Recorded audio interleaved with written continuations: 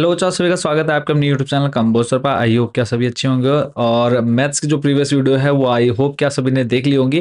तो short question answers अभी तक हम देख चुके हैं और इससे पहले MCQs multiple choice question answers देख लिए हैं, डेफिनेट निश्चित उत्तर प्रश्न कवर कर चुके हैं।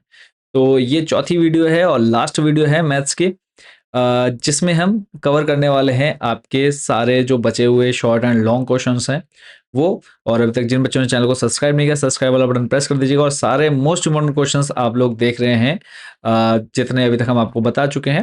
अब आगे स्टार्ट करते हैं और आगे बढ़ने से पहले बात कर लेते हैं, जो बच्चे मोस्ट इंपॉर्टेंट क्वेश्चंस की पीडीएफ परचेज करना चाहते हैं, बोर्ड एग्जाम में बहुत अच्छा स्कोर करना चाहते हैं, तो आप लोग के लिए जो पीडीएफ है वो हम रेडी कर चुके हैं सभी सब्जेक्ट्स की, चाहे आप हिंदी मीडियम या फिर इंग्लिश मीडियम से।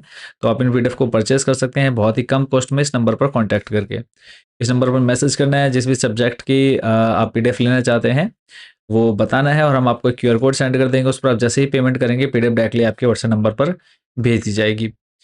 तो आई होप कि आप लोग बहुत मेहनत कर रहे होंगे और हर एक क्वेश्चंस को काफ़ी अच्छे से रिवाइज भी कर रहे होंगे। तो देखते हैं आगे क्वेश्चन। तो नेक्स्ट जो क्वेश्चन हमारा है और जो बचे हुए क्वेश्चन है वो कि एक मीनार के पाद बिंदु से एक भवन के शिखर का उन्नयन कोण 30 डिग्री है और भवन के पाद बिंदु से मीनार के शिखर का उन्नयन कोण 60 डिग्री। यदि मीनार 50 मीटर ऊंची हो तो भवन की ऊंचाई ज्ञात कीजिए। तो क्वेश्चन को हम समझते हुए भी चल रहे हैं। तो जैसे कि यहाँ से कहा है हमसे कि एक मीनार के पाद बिंदु से एक भवन के शिखर का उन्नयन कोण कितना है, 30 डिग्री, और भवन के पाद बिंदु से मीनार के शिखर का उन्नयन कोण 60 डिग्री है। तो यहाँ पे देखो, भवन हो गया हमारा क्या, सी डी, और मीनार होगी हमारी ए बी। ए बी की जो ऊंचाई है वो 50 मीटर है। अगर हम बात करें मीनार के पाद बिंदु से भवन के शिखर का उन्नयन कोण 30 डिग्री है, और वहीं अगर हम बात करें भवन के पाद बिंदु से मीनार के शिखर का उन्नयन कोण कितना है, 60 डिग्री है। तो हमें ज्ञात क्या करना है, सी डी ज्ञात करना है। तो अब अगर हम बात करें तो पहले त्रिभुज ले लेंगे ए बी सी या फिर ए सी बी। तो अगर हम यहाँ पे बात करें, देखो हमें दे क्या रखा है, लंब बट्टे आधार। ठीक है, लंब बट्टे आधार क्या होता है, 10। तो यहाँ पे देखो पहले आपने 10 30 ले लिया, उसमें आपने सी डी बट्टे बी सी भुजा जो ली है और जिसको जो माना है वो वैल्यू रख करके आप इसको इजिली सॉल्व कर लेंगे, 10 60 और 10 30। और ये जो क्वेश्चन है आपका 5 नंबर का आपके एग्जाम में बच्चों पूछा जाता है, इंपॉर्टेंट है, इसको आपने काफी अच्छे से तैयार कर लेना है। कंप्लीट सॉल्यूशन बच्चों आप सामने देख पा रहे होंगे।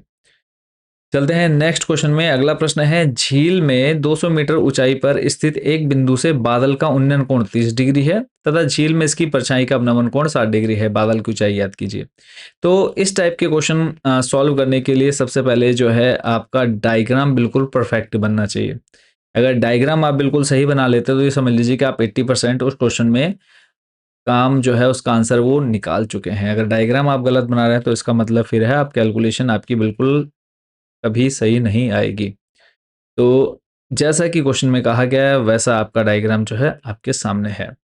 तो इस डायग्राम को आप लोग देख करके फिर इसके बाद इसको कैलकुलेट करना स्टार्ट करेंगे। तो आप इसको आराम से यहाँ पर पढ़ लेंगे वीडियो रोक करके। तो 10 30 इज इक्वल टू हो जाएगा आपका H upon D E. H क्या है, डी ई क्या है, वो पूरा आप यहाँ पे देख लेंगे। इनकी आपने प्रैक्टिस बच्चों काफ़ी अच्छे से कर लेनी है। तो जितने भी एक्सपेक्टेड क्वेश्चन हैं सारे मैं आपको यहाँ पर बताते हुए चल रहा हूँ। अभी कुछ क्वेश्चन जो है लेंथ ही है ना, तो इनका सॉल्यूशन भी अगर बताने गया तो वीडियो बहुत ज़्यादा लंबी हो जाएगी और आप लोग भी बोर हो जाएंगे। कई बच्चे होंगे जिनको आंसर्स आते होंगे, कुछ क्वेश्चन ऐसे होंगे जिनके आंसर आपको नहीं आते होंगे, तो आप लोग क्या कर सकते हैं, वीडियो स्किप भी कर सकते हैं। नेक्स्ट क्वेश्चन है, मेनली है हमारा पर्पस कि आप लोगों के पास इंपॉर्टेंट क्वेश्चन पहुंच जाए। तो निम्न चित्र में एक बिंदु P से O केंद्र वाले वृत्त पर PA तथा PB दो स्पर्श रेखाएं। तो यहाँ पे देखो PA और इधर PB क्या है, दो स्पर्श रेखाएं जो परस्पर 80 डिग्री के कोण पर झुकी है। तो देखो यहाँ पे कितने डिग्री का एंगल बन रहा है, 80 डिग्री का। तो हमें निकालना है POA का मान बताना है। क्या निकालना है, POA। तो यहाँ जो एंगल बन रहा है बच्चों वो हमको निकालना है। तो आपको बताइए जो O है, OA है, वो क्या है, वृत्त की त्रिज्या है। PA स्पर्श रेखा है और हमको पता है वृत्त के बाह्य बिंदु पर वृत्त से खींची गई स्पर्श रेखा की जो लंबाइयां होती है वो सदैव बराबर होती हैं। ये आपको पता है, वृत्त की त्रिज्या हमेशा क्या होती है, बराबर होती है। तो यहाँ पे हम क्या करेंगे, सिंपली तो अब हमको पता है जो एंगल ए है वो बराबर होगा एंगल बी के। रीजन क्या है, स्पर्श रेखा, और स्पर्श रेखा हमेशा क्या करती हैं, लंब डालती हैं त्रिज्या के द्वारा। तो यहाँ पे 90 डिग्री और 90 डिग्री, तो यहाँ पे हमने क्या ले लिया, एंगल ए बराबर एंगल बी जो है 90-90 डिग्री हो जाएगा। तो एंगल ए ओ बी और plus angle A P B क्या है, संपूरक कोण है, संपूरक कोणों का योग कितना होता है 180 डिग्री। तो ए ओ बी आ जाएगा यहाँ से कितना 100 डिग्री। अब हमको पता है कि समद्विभाजित कर रही है, आपका जो ओ एंगल है वो 100 डिग्री आ गया। समद्विभाजित कर रही है तो दो भागों में बांट देंगे 100 को, तो 100 का आधा करेंगे 50, इसका आंसर होगा। अगला प्रश्न है, दो सकेंद्रीय वृत्तों की त्रिज्याएं 5 सेंटीमीटर तथा 3 सेंटीमीटर है। बड़े वृत्त की उस जीवा की लंबाई ज्ञात कीजिए जो छोटे वृत्त को स्पर्श करती है। तो हमको निकालना है क्या इस क्वेश्चन में, ए बी का मान ज्ञात करना है। तो दो साकेंद्रीय वृत्त, साकेंद्रीय वृत्त का मतलब होता है जिसका केंद्र बिंदु एक है। तो यहाँ पे देखो एक वृत्त है जिसकी त्रिज्या 3 सेंटीमीटर है और एक बड़ा वृत्त है जिसकी त्रिज्या कितनी है 5 सेंटीमीटर है। तो बड़े वृत्त की उस जीवा की लंबाई ज्ञात करनी है जो छोटे वृत्त को स्पर्श करे। देखो छोटे वृत्त को स्पर्श कर रही है ना, तो अब यहाँ पे हम क्या करेंगे, पाइथागोरस प्रमेय लगा सकते हैं। देखो यहाँ पे 90 डिग्री का कोण बनना ना पी पर, तो पाइथागोरस प्रमेय लगाएंगे, कर्ण का स्क्वायर प्लस कर्ण का स्क्वायर बराबर लंब स्क्वायर प्लस आधार स्क्वायर। तो यहाँ से हमें एपी का मान मिल जाएगा और एपी का डबल कर देंगे तो पूरा ए बी का मान मिल जाएगा। तो जब हम पाइथागोरस प्रमेय लगाएंगे, एपी मिल गया 4 और उसका डबल कर देंगे तो 4 + 4 कितना हो जाएगा 8 हो जाएगा। नेक्स्ट क्वेश्चन है, केंद्र O वाले वृत्त पर बाह्य बिंदु T से दो स्पर्श रेखाएं, स्पर्श रेखा देखो वृत्त के केंद्र O वाले वृत्त पर क्या कर रहे हैं, बाह्य बिंदु T पर हमने स्पर्श रेखा खींची TP और TQ। अब हमें सिद्ध करना है क्या कि एंगल पी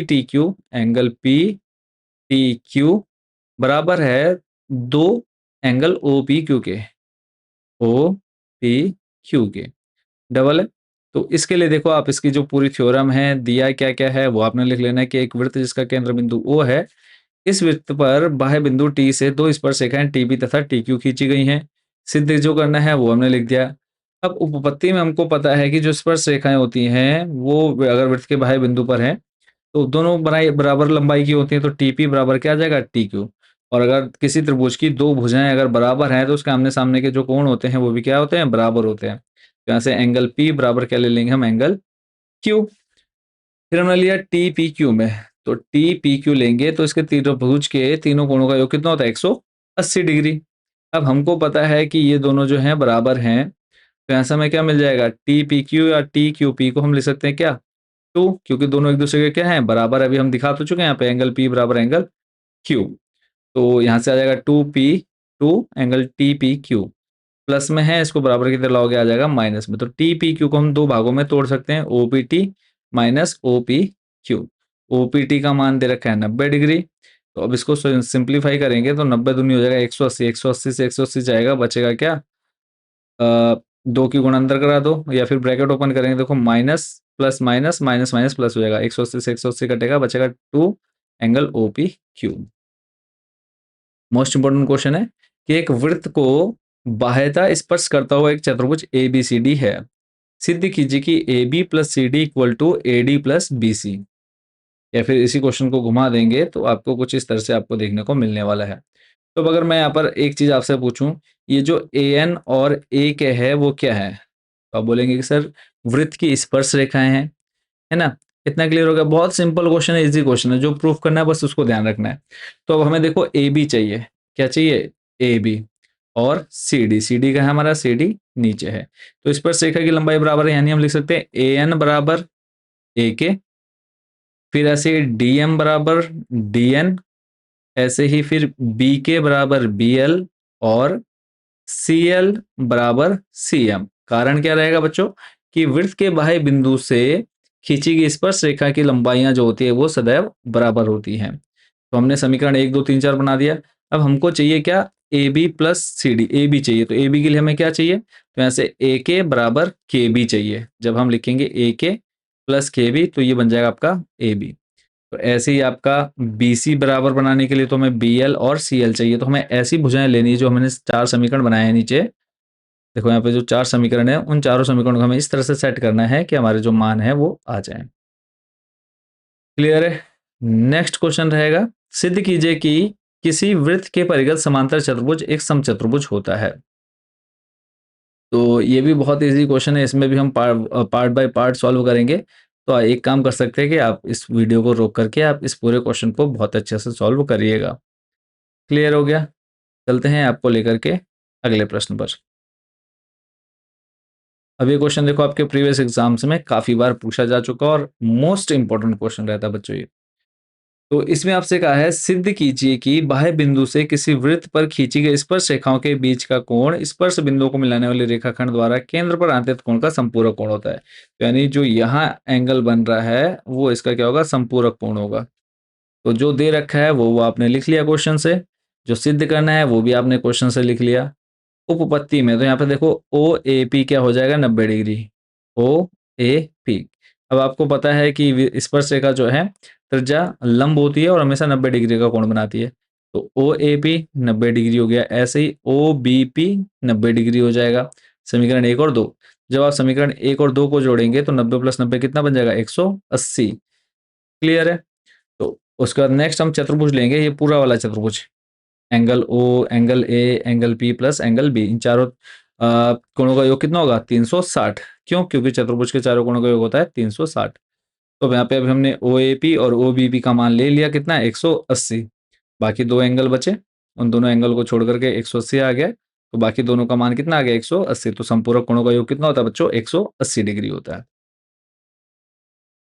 अब ये क्वेश्चन आप देख सकते हैं कितना इंपॉर्टेंट है आपके लिए, कि सिद्ध कीजिए कि वृत्त के बाहर दिए गए किसी बिंदु से उस वृत्त पर केवल 2 स्पर्शी रेखाएं खींची जा सकती हैं, या फिर सिद्ध कीजिए कि वृत्त के बाह्य बिंदु से वृत्त पर खींची गई स्पर्शिका की लंबाई बराबर होती है। तो इस क्वेश्चन को कैसे सॉल्व करना है, बहुत अच्छे से समझना बच्चों। दिया है, क्या दिया है, केंद्र ओ वाला एक वृत्त जिसके बाहर स्थित एक बिंदु पी है। अब यहाँ पे आपको क्या करना है, 2 वृत्त बना लेने हैं। तो सिद्ध करना है, जो आपको यहाँ पर दे रखी रचना आप लोगों ने बहुत अच्छे से यहाँ पर समझनी, उपपत्ति यहाँ से आपने सॉल्यूशन जो करना है वो स्टार्ट कर देना है। ठीक है, तो इसको भी आप लोग देख लीजिएगा। चलेंगे आपको लेकर के नेक्स्ट अगले क्वेश्चन पर। अगला प्रश्न है, 4 सेंटीमीटर त्रिज्या वाले एक वृत्त के त्रिज्यखंड ओ ए पी बी का क्षेत्रफल ज्ञात कीजिए, जिसका कोण 30 डिग्री है, और उसका संगत दीर्घ त्रिज्यखंड का क्षेत्रफल भी ज्ञात कीजिए। तो पहले हम त्रिज्यखंड का निकालेंगे। छोटे का देखो, हमें छोटे वाले, ये जो छोटा वाला अंदर वाला हिस्सा है वो हो गया लघु त्रिज्यखंड, और इसके अलावा जो ये बड़ा वाला हिस्सा बचा वो हो गया दीर्घ त्रिज्यखंड। तो अब हमको छोटे वाले के लिए तो देखो सीधा फॉर्मूला होता है θ/360 पाई आर स्क्वायर। अब इस क्वेश्चन में आपको त्रिज्या आर का मान भी दे रखा है, थीटा का मान भी दे रखा है 30 डिग्री। तो इस फॉर्मूले में वैल्यू रखिए, आपका ये आंसर आ गया जो लघु त्रिज्यखंड है। अब आपको दीर्घ निकालना है। अब आपको ये पता है ये जो पूरा वृत्त है कितने डिग्री का होता है, 360 का होता है। बट हमें यहाँ पे एंगल का तो काम नहीं है, हमें तो बताना है क्या, एरिया, क्षेत्रफल बताना है ना। तो क्षेत्रफल के लिए हम क्या करेंगे, पूरा जो वृत्त है उसका क्षेत्रफल का फॉर्मूला क्या होता है, पाई आर स्क्वायर। तो पाई आर स्क्वायर में से अगर मैं ये घटा दूं, जो मेरा ये 30 डिग्री वाला मैंने निकाला है, तो मेरा क्या होगा, आंसर आ जाएगा 46.1 सेंटीमीटर स्क्वायर बच्चों, इसका आंसर है। नेक्स्ट क्वेश्चन देख लेते हैं। अगला प्रश्न है, एक खिलौना जिसकी त्रिज्या 3.5 सेंटीमीटर है वाले एक शंकु के आकार का है। तो देखो ऊपर एक शंकु रखा हुआ है जिसकी त्रिज्या कितनी है, 3.5 सेंटीमीटर। आगे बढ़ते हैं, जो उसी त्रिज्या वाले एक अर्धगोले पर अध्यारोपित है। अध्यारोपित का मतलब हो गया कि उसी के ऊपर रखी हुई है। नीचे आपका एक अर्धगोला है, ऊपर एक आपका शंकु है। इस खिलौने की पूरी ऊंचाई दे रखी है आपको, यानी ऊपर से लेकर के यहां तक नीचे दे रखा है कितना, 15.5 सेंटीमीटर। संपूर्ण पृष्ठीय क्षेत्रफल व आयतन निकालना है, वॉल्यूम और एरिया निकालना है। मेन है कि आपको फॉर्मूला पता होना चाहिए। देखो एक काम क्या करेंगे हम, शंकु का क्षेत्रफल प्लस अर्धगोले का क्षेत्रफल दोनों को जोड़ देंगे, क्षेत्रफल आ जाएगा। ऐसे दोनों के आयतनों को जोड़ देंगे, आंसर आ जाएगा। अब मेन है कि हमें क्या चाहिए, एच का मान चाहिए शंकु के लिए। तो शंकु के लिए एच का मान कितना हो जाएगा, तो देख लेते हैं इसको। तो यहाँ टोटली आप जो है इसका कंप्लीट सॉल्यूशन बच्चों आप आराम से कर लीजिएगा। चलेंगे लेकर के आपको नेक्स्ट अगले क्वेश्चन पर। और प्रायिकता देखने से पहले जो हमारे 14 चैप्टर हैं उसके भी हम इंपॉर्टेंट क्वेश्चन कुछ यहाँ पे कवर कर लेते हैं, और कुछ ही क्वेश्चन बचे हैं। और अभी तक जिन बच्चों ने चैनल को सब्सक्राइब नहीं किया, सब्सक्राइब वाला बटन जरूर प्रेस कर दीजिएगा, क्योंकि बच्चों बहुत मेहनत लगती है एक एक क्वेश्चन को लाने में, फिर उसको समझाने में बहुत मेहनत लगती है। तो आप लोग भी देख पा रहे होंगे, तो चैनल को जरूर सब्सक्राइब कर लेना। तो यहाँ पर पहला क्वेश्चन आप देख रहे हैं, निम्नलिखित बंटन, ये 14 चैप्टर का है। तो निम्नलिखित बंटन एक मोहल्ले के बच्चों के दैनिक जेब खर्च दर्शाता है। माध्य जेब खर्च 18 रुपए दे रखे हैं। यहाँ पे आपको एफ का मान निकालना है। इंपॉर्टेंट क्वेश्चन रहेगा ये भी। तो ये आपका एक्सपेक्टेड क्वेश्चन में रहेगा इस बार। तो देखो आपको एक तो एफ आई दे रखा है, ठीक है, जो ये नीचे है, और ऊपर आपको वर्ग अंतराल दे रखा है। एफ का मान निकालना है। माध्य आपको डायरेक्ट दे रखा है। माध्य का फॉर्मूला क्या है? सिग्मा एफ आई एक्स आई बट्टे एफ आई। तो सिंपली क्या करना है, देखो ये टेबल आपको दे रखी है, ये भी आपको दे रखी है। एक्स आई कैसे निकालते हैं? तो वो निकालने का सिंपल तरीका, ये जो वर्ग अंतराल दे रखा है इन दोनों को जोड़ो और उसका आधा कर दो। 11 प्लस 13 जोड़ेंगे 24 आएगा, 24 का आधा 12। 15 और 13 को जोड़ेंगे आएगा 28, 28 का आधा करोगे 14। ठीक है, ये कर लिया काम, ये वाली टेबल बन जाएगी। फिर उसके बाद इन दोनों की गुणा, यानी 7 और 12 की गुणा कराया 84, 6 और 14 की गुणा कराया 84। तो ऐसे ही आप सबकी गुणा करा लेंगे। ठीक है, तो इन सबको जोड़ करके आपके पास आ जाएगा 44 plus F. F plus F क्यों है? क्योंकि ये जो एफ है ये इसमें जुड़ेगा नहीं, है ना। और ऐसे ही जो आपका है यहाँ पे 752 प्लस 20 एफ आ गया। 20 एफ अलग कर दिया, क्यों? क्योंकि ये जुड़ेगा नहीं। अब दो मान मिल गया, एफ आई एक्स आई का मान मिल गया, एफ आई का मान मिल गया। अब क्वेश्चन के अकॉर्डिंग देखो, माध्य जो दे रखा है वो 18 दे रखा है। सिग्मा एफ आई एक्स आई का मान ऊपर रख दिया, एफ आई का मान नीचे रख दिया, इक्वल टू में कितना आ गया? 18। बस इसके बट्टे में एक मान करके क्रॉस मल्टीप्लाई कराओ, एफ बराबर 20 आ जाएगा। अगला क्वेश्चन, इसमें भी आपको क्या निकालना है? माध्य निकालना है। देखो माध्य निकालने के 3 मेथड है। आई होप कि आप सभी ने तीनों मेथड पढ़े होंगे। पहला हो गया प्रत्यक्ष विधि, डायरेक्ट मेथड। दूसरा हो गया पग विचलन विधि, स्टेप डेविएशन मेथड। और तीसरा जो है कल्पित माध्य विधि, एज्यूम्ड मेथड। ठीक है, तो ये जो है आपका सेकंड वाला मेथड है। अब इसका जो फॉर्मूला होता है वो होता है बच्चों A plus sigma F I D I upon में सिग्मा एफ आई। ठीक है, तो इस मेथड का यूज करेंगे। देखो एफ आई और ये टेबल दोनों आपको क्वेश्चन में मिल जाती है, सभी क्वेश्चन में आपको दोनों टेबलें मिल जाती हैं। एक्स आई अभी थोड़ी देर पहले निकालना बता चुका हूँ कैसे निकालते हैं। फिर उसके बाद डी आई निकालना है। तो डी आई क्या होता है? हमेशा इनके बीच में जो एक्स आई वाली टेबल में सेंटर में होगा, जैसे 75.5 बीच में आ रहा है, तो उसको हम एक्स आई में से घटा देंगे। देखो 75.5 में से पहला घटाओ, फिर दूसरा घटाओ, तीसरा घटाओ, तो ये आपके आंसर आ जाएंगे इधर, है ना। और फिर उसके बाद जो ये निकल करके आया, इनका गुणा किससे कराओगे आप? एफ आई से। 2 की गुणा 9 से कराओगे -18, -6 की गुणा 4 से कराओगे ये आ जाएगा। तो फिर उसके बाद माइनस माइनस वाले जोड़ लो, प्लस प्लस वाले जोड़ लो, और जो भी आएगा लास्ट में उसको आपने एफ आई डी आई लिख देना है। तो फॉर्मूला जैसा कि मैं आपको यहाँ पर बता चुका हूँ, एफ आई डी आई अपन में एफ आई। ए का मान, अभी आपने ए देखा ना, ए 75.5 कहाँ से आया बताया ना अभी। तो ऐसे ही ए का मान मिल गया, और उसके बाद ये दोनों मान है आपके पास, सॉल्व किया, आंसर आ गया। अगला प्रश्न है, इसमें आपको क्या निकालना है? बहुलक निकालना है। क्या? बहुलक। अब मैं आपको ये बता दूं कि बहुलक सबसे इजी क्वेश्चन है, 5 नंबर फ्री के मिलते हैं। तो सबसे पहला काम क्या करना है, दो सारणी दे रखी है, इन दोनों सारणी में ये देखना सबसे जो बारंबारता वाली टेबल है, सबसे बड़ा मान कौन सा है। तो आप कहेंगे सर 52 है ना। तो यही तो है सबसे बड़ा मान, या फिर 61 है। तो 61 सबसे बड़ा मान है, तो ये आपका बन जाएगा F1। पहले मैं आपको यहाँ पर फॉर्मूला दिखा देता हूँ। देखो फॉर्मूले में आपको चाहिए F1 या F2। इसमें फॉर्मूला थोड़ा सा अजीब सा लिखा है, तो मैं सीधा आपको फॉर्मूला बता देता हूँ। फॉर्मूला होता है बच्चों आपका L प्लस ब्रैकेट में F1 माइनस F0 अपॉन में 2F1 minus F0 minus F2 bracket close into H। ठीक है, तो सबसे पहला काम है आपका F1 ढूंढना है। F1 जो हो जाएगा सबसे बड़ा मान, तो 61। इससे आप एक पीछे जाओगे, यानी पीछे यानी माइनस कर रहे हो, तो 1 में से, जैसे F1 है तो F1 से पीछे जाएंगे F0, तो F0 का मान कितना हो गया? 52। F2, तो F1 के बाद आगे जाएंगे F2 38। L का मान देखना है। L का मान बच्चों होता है जो भी आपकी सबसे बड़ी संख्या है, यानी जो F1 है उसके ऊपर जाना है, और वहां पर पहली जो संख्या हो जाएगी वो हो जाएगा आपका क्या? L। ठीक है, और उसके बाद आपको H का मान भी चाहिए, तो H होता है इन दोनों का अंतर। कितने का अंतर है? 20 का। तो देखो यहाँ पे F1 हो गया, यहाँ पे देखो जैसे L1 बोल रखा है, तो L2 हो गया, F हो गया, F1 हो गया, F2 हो गया। ठीक है, तो थोड़ा सा इन्होंने अलग प्रतीक ले रखे हैं, बट जैसे मैंने बताया उसके अकॉर्डिंग आप लोग सारी वैल्यूज निकाल चुके होंगे, वो वैल्यू आपने इधर रख देनी है, आंसर आ जाएगा आपका। क्लियर है?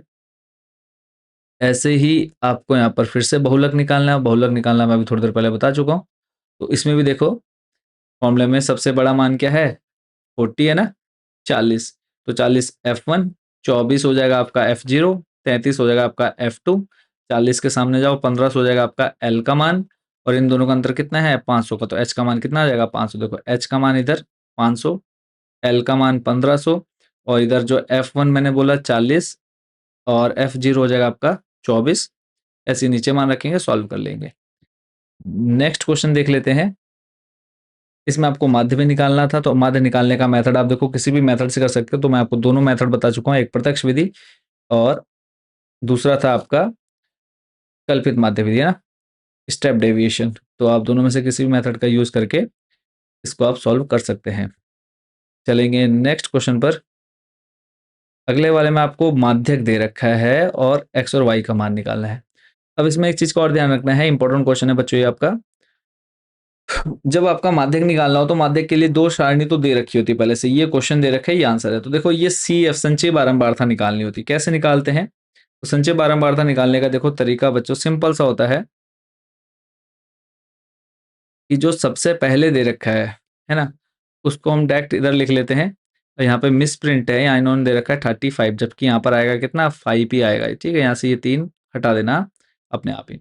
5 का 5 आया, फिर 5 में x को ऐड करेंगे, यानी इस तरह से क्रॉस में जोड़ते हुए चलते हैं, 5 प्लस एक्स। फिर ऐसे देखो 20 प्लस एक्स प्लस 5 हो जाएगा, तो ये हो जाएगा 25 प्लस एक्स। तो क्रॉस क्रॉस जोड़ते हुए चलेंगे और इन सबको जोड़ लेंगे, एन बराबर कितना आएगा 60। नेक्स्ट यहाँ से आपके दो समीकरण बनेंगे, इन दोनों समीकरणों का जो मान है आप इस फॉर्मूले में रखेंगे। दो समीकरण क्या है, इधर x प्लस वाई बराबर 15, क्योंकि माध्य का आपको दे ही रखा है सीधा सीधा क्वेश्चन में कितना 28.5। तो x प्लस वाई बराबर कितना आएगा 60। सॉल्व करके आप इजिली इसका आंसर बच्चों निकाल पाएंगे। चलते हैं नेक्स्ट क्वेश्चन पर। इसमें भी आपको निकालना है, माध्यक निकालना है। और एक चीज का और ध्यान रखना, माध्यक में अगर आपसे बोले जैसे ये दे रखा है 20 से कम, 25 से कम, 30 से कम, तो इस कंडीशन में जो ये दूसरी टेबल रहती है वो संचयी बारंबारता की होती है। किसकी होती है? संचयी बारंबारता, CF की टेबल होती है। तब आपको F5 वाली टेबल निकालनी होती है, जो आपको यहाँ पर दे रखी है ना। आपको देखो यहाँ क्वेश्चन में ये दो टेबल दे रखी है, तो ये F5 वाली टेबल दे रखी है ना बारंबारता वाली। आपने CF निकाला ये, बट जो अभी वो आप देख रहे थे जिसमें 20 से कम, 25 से कम, तो उसमें आपको ये वाली टेबल दे रखी है, ये दे रखी है, ये निकालनी है। तो अब देखो इससे ये निकालने के लिए प्लस किया, अब इससे ये निकालने के लिए क्या करेंगे, माइनस करेंगे। देखो कैसे, 2 का 2 आ जाएगा, 6 में से 2 जाएगा, कितना आएगा 4। फिर 24 में से 6 जाएगा, बचेगा कितना 18। तो देखो आपकी टेबल बन रही है। F5 देखो 2 4 18, तो इस तरह से घटाते हुए चलेंगे। तो अब फॉर्मूला जो है मीडियन माध्यक वर्ग निकालते हैं सबसे पहले, n+1/2 करके। n का मान देखो इन सबको जोड़ेंगे, n मिल जाएगा कितना 100, फिर +1 1, तो 101 का 101/2 करेंगे, आ जाएगा आपका 50.5। और ये देख लेना है कि इस वाली टेबल में 50.5 जस्ट किससे पहले आ रहा है ना, सॉरी इस वाली टेबल में 50.5, तो ये आपको मिलेगा 35 से 40 में, 35 से 40, तो ये हो जाएगा आपका देखो क्या F का मान, किसका F का मान, इसके क्रॉस में जाएंगे आपका CF मिल जाएगा, और इसी के सामने ये जो L है 35L बन जाएगा, इन दोनों का अंतर H का मान बन जाएगा 10। बस वो वैल्यू आपने इसमें रख देनी है और आंसर आपका आ जाएगा। तो ये आपके जो 14 चैप्टर उसके इंपॉर्टेंट क्वेश्चन कवर हो गए। तो लास्ट चैप्टर एक बचा है प्रायिकता, प्रायिकता के क्वेश्चन भी जल्दी से कवर कर लेते हैं, और उसके बाद मैथ्स जो है टोटली बच्चों आपका कंप्लीट हो जाता है। बस आपका काम है इसको रिवाइज करना और अच्छे से प्रैक्टिस करना, अगर आपको बहुत अच्छा स्कोर करना है तो। अब इसमें है, अच्छी प्रकार से फेंटी गई 52 पत्तों की एक गड्ढी में से एक ताश का पत्ता या दृश्य निकाला जाता है। अब आपको मैं एक चीज और बता दूं कि ताश में 4 प्रकार के पत्ते होते हैं, चिड़ी, पान, हुकुम, ईट। ठीक है, और हर एक प्रकार में 13-13 पत्ते होते हैं। 13 चौको हो जाता है कितना 52। अब इसमें क्या है, लाल रंग का बादशाह, तो लाल रंग के बादशाह बच्चों 2 होते हैं। ठीक है, काले रंग के, अब देखो इस चारों में भी दो लाल रंग के और दो काले रंग के होते हैं। तो लाल रंग का बादशाह पूछा है, तो सिंपल सा मेथड है। देखो लाल रंग के बादशाह दो, अनुकूल परिणाम हो गए दो, और कुल कितने होते हैं 52, 2/52, 1/26 आंसर हो जाएगा। दूसरा इसमें पूछा है एक फेस कार्ड अर्थात तस्वीर वाला पत्ता। तो देखो एक प्रकार में 4 प्रकार होते हैं ना, तो एक में 3 तस्वीर वाले पत्ते होते हैं। कौन-कौन? बेगम, बादशाह और गुलाम। 3 में तस्वीर बनी होती है, तो टोटल ताश में कितने हो जाएंगे? 3 चौको 12, तो 12/52, तो इसका आंसर आएगा 3/13। ऐसे ही अगला जो क्वेश्चन है, इसमें आपको बोला है इक्का। तो 4 प्रकार के होते हैं, तो सब में एक-एक इक्का होता है। तो इक्का हो जाएंगे 4 और कुल पत्ते हो जाएंगे 52, तो 4/52 यानी 1/13 इसका आंसर हो जाएगा। नेक्स्ट दूसरा पूछा लाल रंग का पत्ता है। तो लाल रंग के पत्ते देखो एक-एक प्रकार के जो हैं 13 होते हैं। तो इसमें 2 जो ईंट और पान होता है वो लाल रंग के होते हैं। हुक्म और चिड़ी काले रंग का होता है। तो लाल रंग के पत्ते कितने हो जाएंगे? 26/52, तो 1/2 बच्चों ये आंसर हो जाएगा। अगला है एक पाँचों को एक बार फेंका जाता है। पासा यानी जो लूडो का डाइस होता है वो। तो अब हमें एक अभाज्य संख्या, तो अभाज्य संख्या कौन कौन सी होती है? 2, 3 और 5, है ना? 2, 3 और 5। अभाज्य संख्या किसे कहते हैं? वो संख्या जो अपने और एक के अलावा किसी अन्य संख्या के पहाड़े में नहीं आती है। तो 3 अभाज्य संख्या हो गई। अब कुल संख्या कितनी होती है पासे में? 6 होती है। तो 3/6 करेंगे, 1/2 आंसर होगा। सेकंड में पूछा एक विषम संख्या। तो विषम संख्या जो 2 के पहाड़े में नहीं आती, तो 1, 3, 5। तो इसमें भी क्या हो जाएगा? 3/6, 1/2। फिर है 1 और 4 के बीच स्थित कोई संख्या। 1 और 4 के बीच में कौन कौन सी संख्या होती है? 2 और 3। तो 2/6 इसका हो जाएगा, यानी 1 बट्टे आ जाएगा इसका आंसर 3। क्लियर है? और फिर चौथा जो नंबर इसमें पूछा है एक सम संख्या। सम संख्या 2, 4 और 6। तो इसका भी 3/6 यानी 1/2 आंसर हो जाएगा। चलते हैं नेक्स्ट क्वेश्चन पे। एक पेटी में 30 डिस्क है जिन पर 1 से 30 तक की संख्याएं अंकित हैं। यदि इस पेटी में से एक डिस्क निकाली जाती है तो इसकी प्रायिकता क्या है कि इस डिस्क पर क्या होगा? 2 अंकों की एक संख्या। देखो 1 से 30 तक ऐसी संख्या लिखी है, तो इसमें बोला है 2 अंकों की संख्या। तो 10 से स्टार्ट हो रही है, 30 तक जा रही है ना 2 अंकों की संख्या। तो 10 ये, 10 20 और एक 21, तो 21 हो गया अनुकूल परिणाम, कुल हो गए 30, तो 21/30। तो आंसर हो जाएगा हमारा 7/10 या फिर 0.7। दूसरा क्वेश्चन देखते हैं। एक पूर्ण वर्ग संख्या। पूर्ण वर्ग संख्या कौन कौन सी हो जाएगी हमारी? 1, 4, 9, 16 और 25। तो टोटल 5, तो 5/30 यानी 1/6 या फिर 0.16। तो इस तरह से बच्चों हमारी जो सीरीज थी मैथ की वो हो चुकी कंप्लीट। आई होप कि आपने सभी क्वेश्चंस बहुत अच्छे से समझे और सॉल्व भी कर रखे हैं इनमें से काफ़ी क्वेश्चन। तो कमेंट सेक्शन में ज़रूर बताना कि अब आप लोग की तैयारी कितने % हो चुकी है और आप लोग कितने तैयार हैं मैथ्स के पेपर के लिए। तो नेक्स्ट जो है कल आप लोग का मैथ्स का पेपर है, बहुत अच्छे से देना है, किसी भी क्वेश्चन को छोड़ना नहीं है। खास करके जो क्वेश्चन पहले आ रहे हैं उन क्वेश्चंस के आंसर को आप लोगों ने पहले करते हुए चलना है। ऐसा नहीं कि बिल्कुल टाइम वेस्ट करना है, कोई क्वेश्चन अभी फिलहाल नहीं आ रहा तो उसको छोड़ दो, उसको बाद में देख लीजिएगा। बट जो जो आपको पहले आ रहा है उनको सॉल्व करते जाना है और टाइम बचाना है, ताकि जो क्वेश्चन छूट रहे हैं उनको हम कर सके आराम से। और एक चीज़ का और ध्यान रखना है, किसी भी क्वेश्चन को छोड़ करके नहीं आना। आपको एक स्टेप आ रहा है, 2 स्टेप आ रहा है, फॉर्मूला लिख करके आ जाओ, बट खाली कॉपी नहीं छोड़ करके आनी है। मैथ्स में क्या होता है, स्टेप मार्किंग होती है, आप क्वेश्चन को आधा भी करके आ रहे हैं तब भी आपको नंबर मिलेंगे। तो किसी क्वेश्चन के आंसर को छोड़ना नहीं है, जितना पहले आए अच्छे से उसको आप करिए। टाइम जो थोड़ी सी स्पीड है उसको बढ़ा कर करना। मैथ्स में थोड़ा सा टाइम बच्चों को कम पड़ जाता है, हर बार पेपर छूट जाता है, तो इस गलती को आप लोगों ने नहीं करना है। स्पीड स्टार्टिंग से ही बना करके रखें, ये नहीं कि 3 घंटा है तो आराम से कर लेंगे। स्पीड को स्टार्टिंग से लेकर के चलें, ठीक है। जो क्वेश्चन आ रहे हैं उनको स्टार्टिंग में करना शुरू करें। और एमसीक्यूज जो है ना, एमसीक्यूज एक ही जगह लिखे, बीच बीच में नहीं भर करके आने। सीधा नंबर क्वेश्चन नंबर 1 डालो और एमसीक्यू 8 10 जितने भी एमसीक्यूज आ रहे हैं सभी को नंबर डालो 1 2 3 4 या का खा गा करके, और उसके लिए जगह छोड़ दो। आ रहे हैं या नहीं आ रहे वो कर लो, मतलब आ रहे हैं तो उसी टाइम कर लो, नहीं तो जगह छोड़ दो पहले पेज पर ही। एमसीक्यूज हमेशा पहले पेज पर ही करो, ठीक है। बाकी सभी बच्चों का एग्जाम अच्छा जाएगा और मेहनत से देना है, ठीक है। और सभी बच्चों को ऑल द बेस्ट, शुभकामनाएं हैं। कल सॉल्यूशन के साथ वीडियो लेकर के आएंगे। फिर उसके बाद नेक्स्ट जो आपका सब्जेक्ट है लड़कियों का गृह विज्ञान है, और लड़कों और लड़कियों का उसके बाद जो है साइंस का है ना। गृह विज्ञान 28 को ही है, अगले दिन ही, और उसके बाद विज्ञान का 7 तारीख को पेपर है। तो फिर उसके बाद हम साइंस की तैयारी कराने स्टार्ट कर देंगे। तो चैनल के साथ जरूर जुड़े रहना है, और अभी तक जिन्होंने सब्सक्राइब नहीं किया सब्सक्राइब जरूर कर लेना। तो मिलते हैं नेक्स्ट वीडियो में। और सॉल्यूशन के साथ लेकर के आएंगे, और आप लोग के अच्छे अच्छे कमेंट्स आने चाहिए कि सर बहुत अच्छा गया पेपर, जितना पढ़ाया उतना आया। तो अगेन आप सभी को all the best. Thank you so much बच्चों इस वीडियो को देखने के लिए, और अच्छे से पेपर दे करके आना है।